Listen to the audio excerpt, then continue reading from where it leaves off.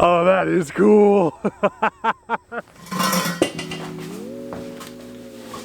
Okay, well, I am absolutely sick of fixing that gas outboard. It's running now, everything's great. However, it's time that I take the next step along this evolution and go electric. Now, you've seen me muck around with a 1 horsepower electric trolling motor before. That's something you can buy right now, easy peasy, drop it on a dinghy and troll back and forth. Not a bad solution, very simple, but you know, what if you want to go faster? What if you want to plane on electric power? Well, the first thing you need, a motor. This is Turnigy's 100cc, 8,800 watts electric BLDC motor. It's not the most efficient name in the game, and it's not the most powerful continuous motor, but what it does give you is huge chunks of surge energy with a tiny form factor.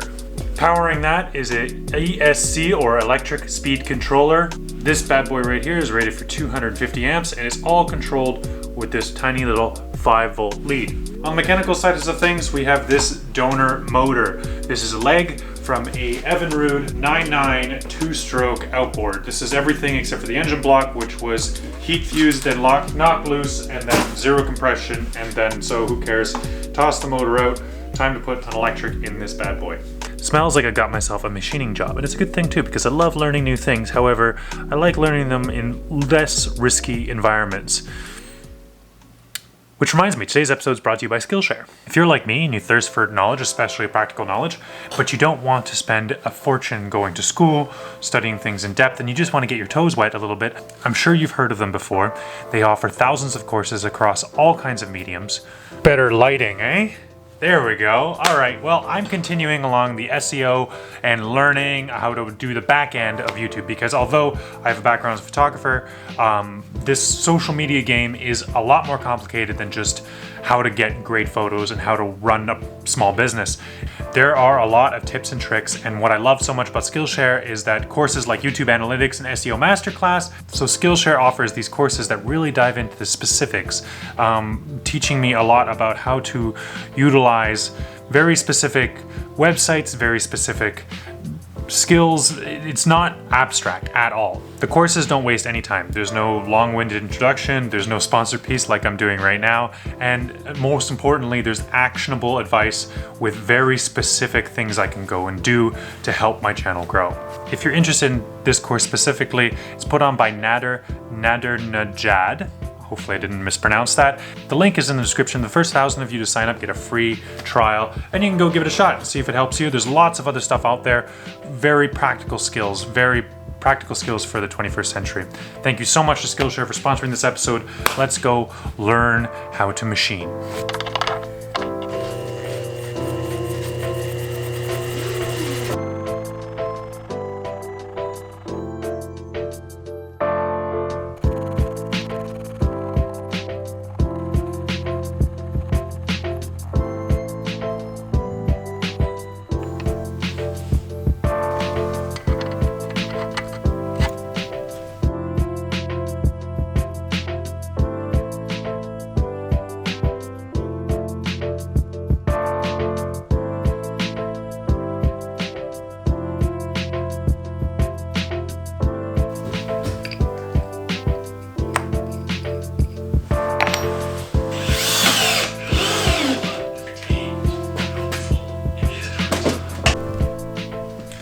Alright, well, here we go.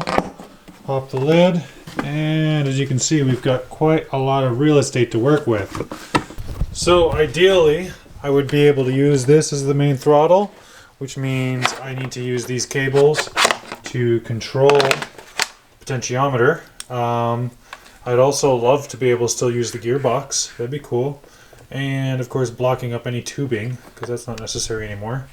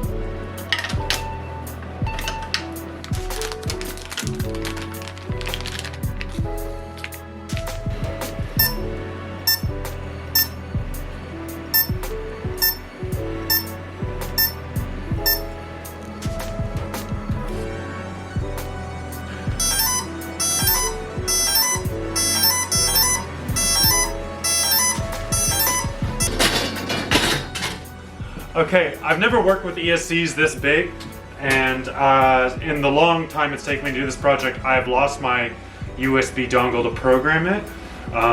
So I'm getting a 10 beep error code.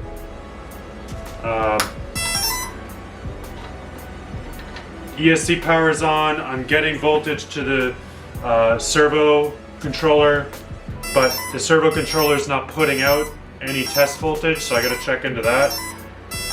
I'm not sure why, but here we go. Nothing. Alright, ladies and gentlemen, we are on my boat. We're gonna do a dry fit, just a test run of this ESC. I've flashed basic programming onto it, but nothing more. And we've disconnected the prop, so hopefully it does not. Well, more programming, I guess. Alright, so I'm running some really basic Flyer ESC programming stuff here. I've got a USB dongle plugged into my 4-wire programming connection there. I'm doing it via the computer so that I can have more customized control of this, because this is RC parts, not really designed to be running an outboard. So we're going to see what we can do. There's quite a few settings that I can change it here, but I've just set something real basic and hopefully it fires up this time. Got some new, I got a new firmware on here and we'll see what happens.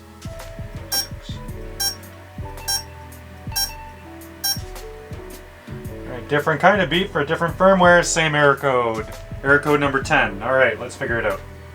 Okay, so it's been a bit of a roller coaster. First I thought maybe it was a calibration issue and I tried to enter the calibration mode. That didn't do anything. I've switched a few more of the settings using my little USB dongle here, digging into that. Nothing seemed to change anything. I thought maybe, oh, it's stuck in reverse, or it wants a certain kind of voltage, and I thought maybe I should just check if the servo tester is actually putting out a signal voltage that is you know, appropriate to its wheeling back and forth, and of course it's not at all. So I'm gonna go change some of its poles around, see if that makes a difference, but let's crack out the solder.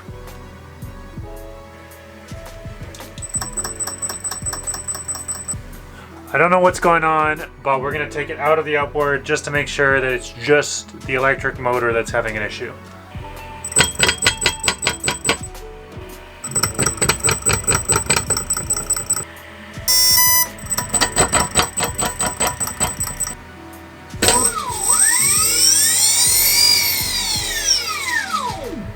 All right, it works.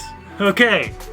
All right, so the issue was two things. One, it had changed my firmware over back to default because I'd reset it, and I tried a wrong firmware, got a different firmware on there. That seemed to work the trick. I also changed the boot up percentage to 30%, and it liked that, but it's a little hard to handle. So let's just switch it. I'm gonna set this back down to the programming side. There we go, throttle all the way down, throttle acknowledged. All right, let's see. Nice, much better.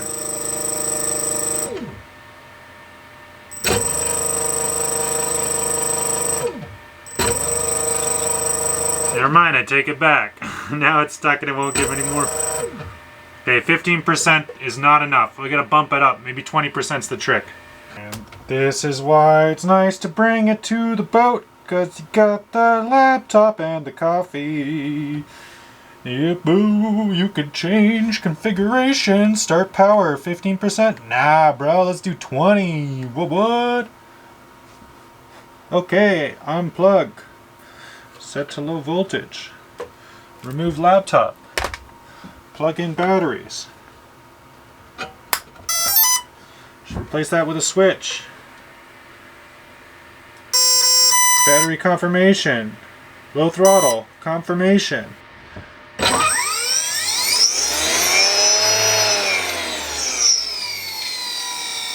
Alright. Change. Start power. 25%. That is much happier.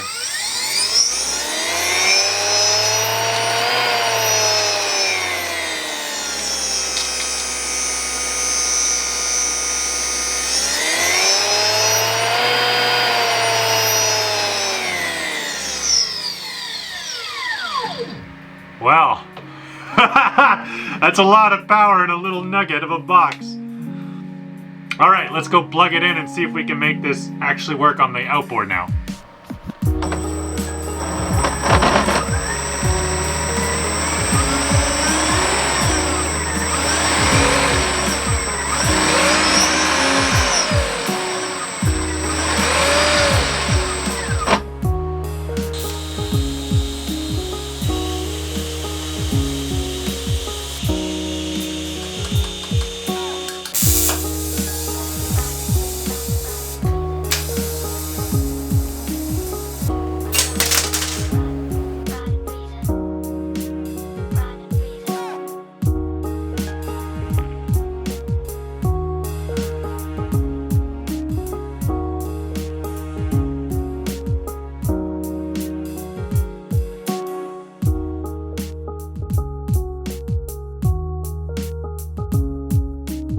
All right, so we got the ESC mounted in sturdy. We've got battery packs. Now this is just the high discharge pack that sits in the actual cowling unit. Got it strapped down. It's on just a bungee cord kind of scenario that holds it down. And all of that I'm willing to accept. However, over here we have a bigger problem. This guy right here, do you see that? That is my little servo tester. And I was trying to use the old articulating arm for the throttle, and it's just not working as an articulating arm on there. So I'm gonna have to cut that up some more and build something that actually works, because I don't want to do a test in the water if I can't reliably control the throttle.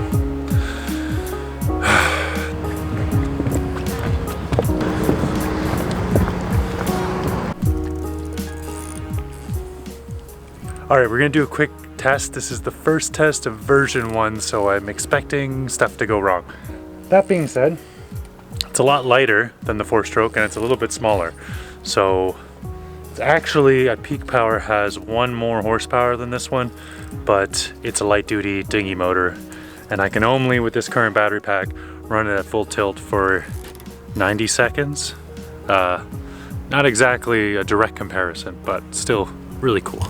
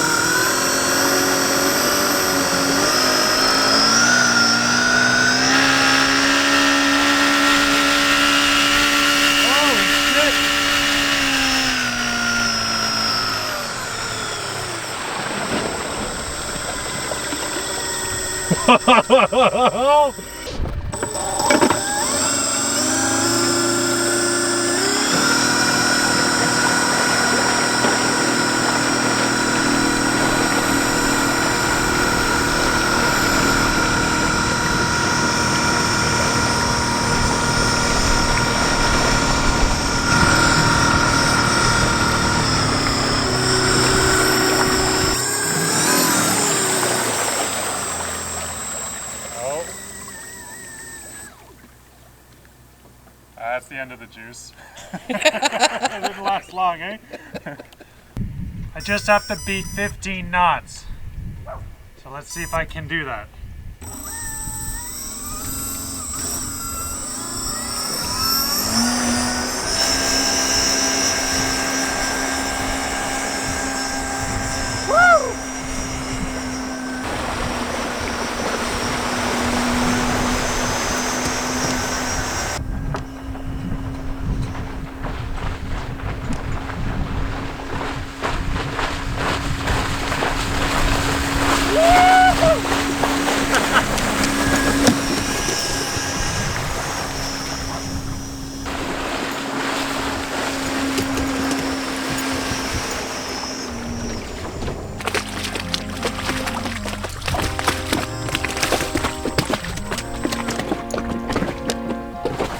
Look at that.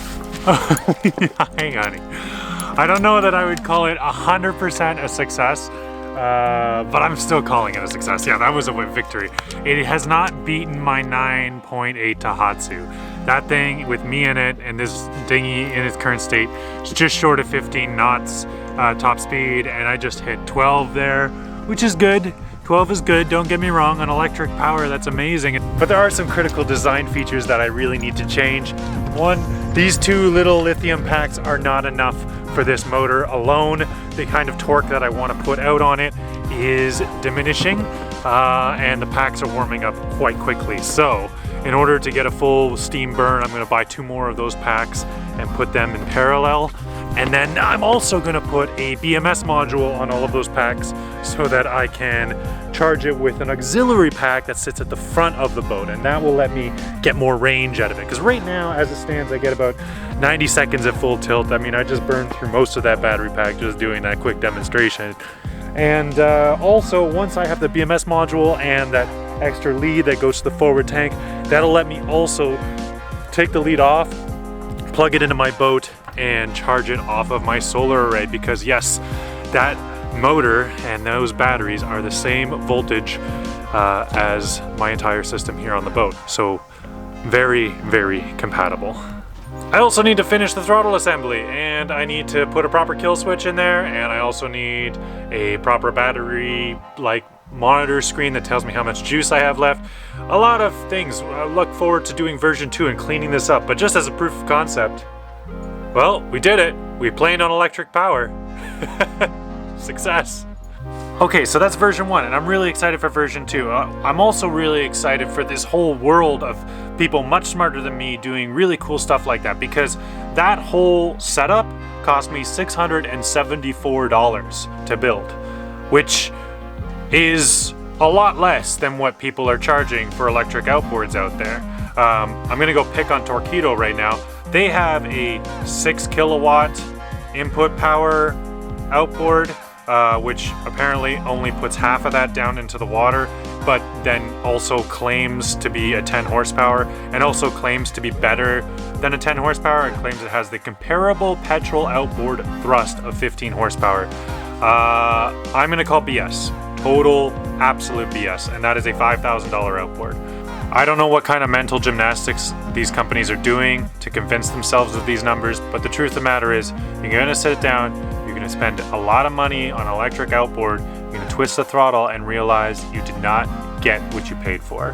And in the end, you're gonna blame electric companies, electric EVs in general. And as a result, you're gonna spend more money on gas outboards in the future. And all that's gonna do is drive this whole industry backwards. So companies, stop lying. Stop pretending you're offering something you're not. I know the marketing guys are real smart, and they figured out you can only sell them if you lie, but we all lose if you do this. That being said, I am a total novice and I built this thing for less than $700, so I think you guys should head out and do the same and make cool stuff. Thanks. See you guys for version 2.